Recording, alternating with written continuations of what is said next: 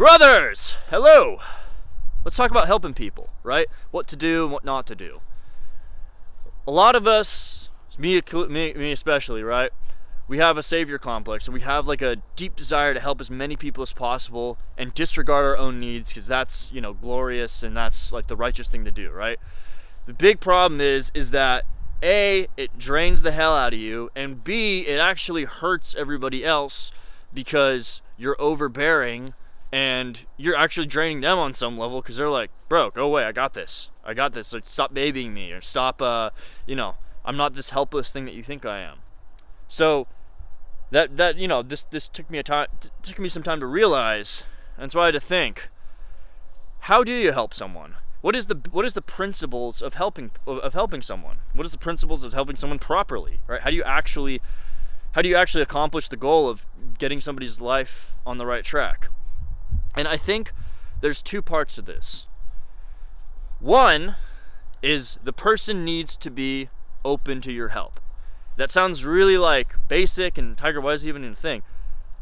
The amount of times that I've tried to help someone who didn't expressly open themselves to me and ask for the help, and go, Tiger, please, I need your help. I know you're good at this. Can you help me with this? Or I'm struggling with this. The amount of times I've just seen a problem and try to help them outright is far too many, and that never works out because everybody's on their own journey, and sometimes you need to just fail a bunch, right? It's as simple as that. Other people need to fail a bunch. You can't save everybody. People need to fail, hit themselves against a brick wall a few times until they figure out, okay, I do need some help, and this guy might be able to help me with it. So don't push. You can offer, you can ask questions. It's good to ask questions. It's really good to ask questions and figure out where they're at. Figure out if they are struggling, and maybe they do want to ask, but they just don't think that you are willing to help them or you have time to help them, right? Ask questions. Just go, hey bro, how's this going for you? And you don't need help, you don't need to offer advice. You just ask questions and show that curiosity, because maybe there's something there. Maybe there's not, and that's fine too. Now, let's say you get into a relationship where you are going to be helping somebody, right? And they go, yeah, I need help with X, Y, Z, whatnot. The first thing that you do in your head is all these ideas start rushing to you. You start looking at them, you start psychoanalyzing them, you start figuring out exactly where all their flaws are. Okay, you got to do this.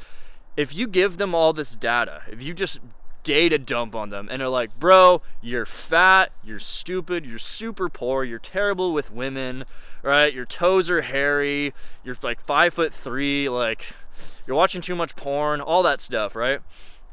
They're gonna hate you, first of all, probably, but also too, if they don't, that's a huge data jump, and there's absolutely no way they're gonna do any of that. There's absolutely no way they're going to sit down and accomplish all of those things, right?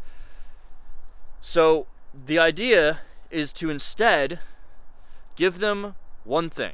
Start with the most core, basic, lowest level foundational principle of why they're screwing up and what they need help with, right?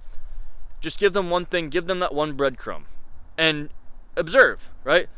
See how they respond to that. If they take it in stride, they fully act it out, and they come back for more, or they're like excited with their progress and they're showing you, then you can give a little bit more. That's your permission from reality to give you a bit more.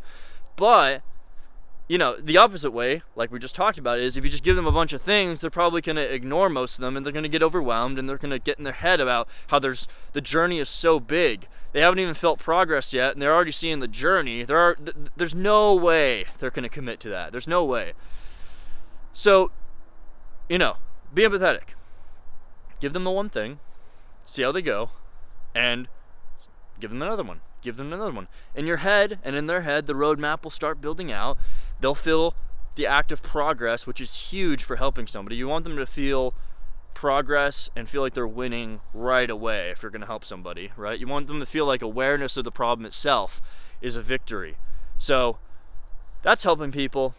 Very basic system, but it's super hard to implement if you're not used to restraint, right? That's a key thing, is restraint, right? We want to help people, we want to help as many people as we can, but the way to help as many people as we can is by restraint in ourselves in how we help people. This is Tiger. Leave a comment, like, subscribe, tell me if you disagree, if you have a story about this, I'd love to hear it. Drop it below. Let's talk soon.